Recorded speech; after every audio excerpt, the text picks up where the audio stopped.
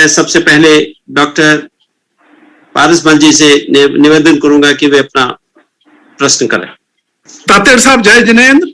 जय जिनेंद्र सर। अग्रवाल साहब, आपने बहुत वाइड कैनवास पर बहुत सारे चित्र चित्रित किए, और मेरी एक तो बहुत सारी जिज्ञासा है, पर मैं सोचता हूं कि आप जब तत्व शब्द काम में ले रहे थे, 6 तत्व, मैं सोचता हूं आप 6 द्रव्य, जैन परिभाषा के अनुसार 6 द्रव्य कहना चाहते थे, और पृथ्वी, जल, अग्नि, वायु, आकाश वाला जो है शायद वो आप कॉमन पीपुल के लिए कहना चाहते थे। तो मैं इस पर आपका ध्यान आकर्षित नहीं करना चाहता। मेरा फोकस ये है कि आपका इतना सुंदर विवेचन हुआ, आप अगर 1 मिनट भेद ज्ञान के बारे में भी हमें कुछ लाइट दें संदर्भ में, तो ज्यादा हमें संतुष्टि मिलेगी। भेद विज्ञान या भेद ज्ञान की द्रव्य कर्म में भिन्नता हमें कब अनुभव करना चाहिए कि कब भिन्न हूं मैं? जब भिन्न हो जाएंगे तब भिन्न अनुभव करना चाहिए, या भिन्न ना हो उसके पहले भी अनुभव करना चाहिए? अग्रवाल साहब, आपने सार की बात कर दी, मुक्ति का मार्ग बता दिया, और तत्व कहिए, द्रव्य कहिए, वो तो सब शब्दों का जाल है। तो मेरा भाव जो बताया बता दिया, उससे आप समझ लीजिए, द्रव्य कह दीजिए, कोई बात नहीं है। और ज्यों-ज्यों आप दूसरे फिलोसॉफी में जाएंगे तो ये टर्मिनोलॉजी बदल जाएगी। लेकिन जब सारी नदियां एक समुद्र में मिलती है, तो मैंने उस समुद्र जगत की व्याख्या की है, किसी पर्टिकुलर नदी की बात नहीं कही है। तो आपने बहुत सुंदर बात किया है। देखो, मेरी दृष्टि में वेद विज्ञान की मैं लंबे समय से साधना कर रहा हूं, और वो समाधान आज मैं मेरे वक्तव्य से निकाल रहा हूं। पारसमल जी को बहुत बड़ी बीमारी हो गई, तो पारसमल जी अपने विजन में, सोच में, दिमाग में, मस्तिष्क में जैसे जैसे शब्द आपको समझ में आते हैं, मैं इसको आर्ट ऑफ विजन बोलता हूं। अपने विजन के अंदर उसको देखिए कि पारसमल रूपी मन, वचन, काया रूपी पुतला ये तो जड़ है, और पारसमल को तो इस कुदरत ने जो पूर्व जन्म के अंदर, आज पारसमल है, पिछले जन्म में सोनलाल था, सोनलाल ने जो भाव किए, जो कॉजेज डाले, वो सारी कॉजल बॉडी इकट्ठी हुई, उसको भुगतता पारसमल है।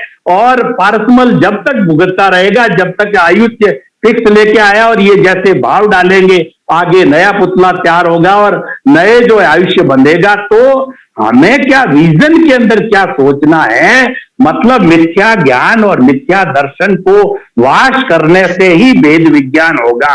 वेद विज्ञान क्या है? जड़ अलग है, चेतन अलग है, और इन दोनों के बीच में एक मिश्र चेतन आ गया है।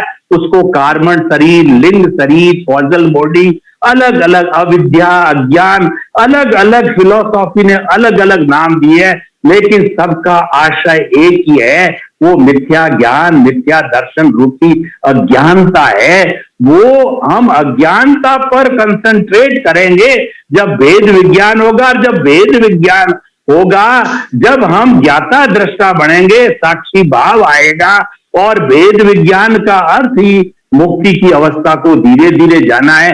ये नींव हमको इस जन्म में वेद विज्ञान की कहिए, चाहे जो है वो आप जो है वो ज्ञाता दृष्टा की बात कहिए, वो डालनी चाहिए। तो वो वेद विज्ञान मेरी दृष्टि में क्या है, क्योंकि हर एक का अपना अपना व्यू पॉइंट होता है।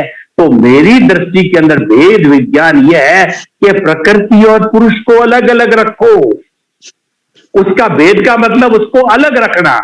प्रकृति जो है हमारा, ये मन, वचन, काया रूपी जो पुतला पारसमल है, जो जन्म लिया था आज से 70-75 साल पहले, आज 75 का हो गया, और 100 साल के बाद में इस पारसमल रूपी जड़ को कोई घर में नहीं रखेगा, जला दिया जाएगा, क्योंकि इसके कर्मों का हिसाब भुगतान पूरा हो गया।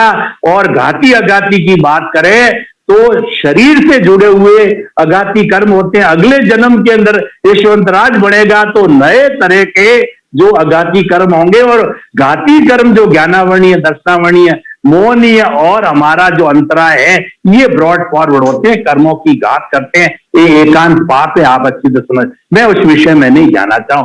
भेद विज्ञान करने के लिए दो बातों को ध्यान रखें कि मन वचन काया से मुक्त ऐसा मैं शुद्ध आत्मा हूं। ये बात दृष्टि के अंदर बिठा दें। और ये जड़ है, ये मेरे अधीन हो जाओ, यानी कुदरती रचना को देखते रहो, वही ज्ञाता दृष्टा है, वही वेद विज्ञान है। और सेंटर में जो हमारा लक्ष्य शुद्ध आत्मा का है, मुक्ति का लक्ष्य, वो रख करके और जीवन की हर बहुत सुंदर गतिविधि। व्याख्या की आपने। और पारसमल जी ने तो समय सार की 2 वॉल्यूम्स लिखे हैं। बराबर, ये तो खुद ही इसके मेरे पास है और मैं पढ़ता रहता हूँ। बहुत अच्छा लिखा है इन्होंने, बहुत ही समयानुकूल आजकल के उदाहरण देकर करके उसको बहुत ही अच्छा प्रस्तुत किया है।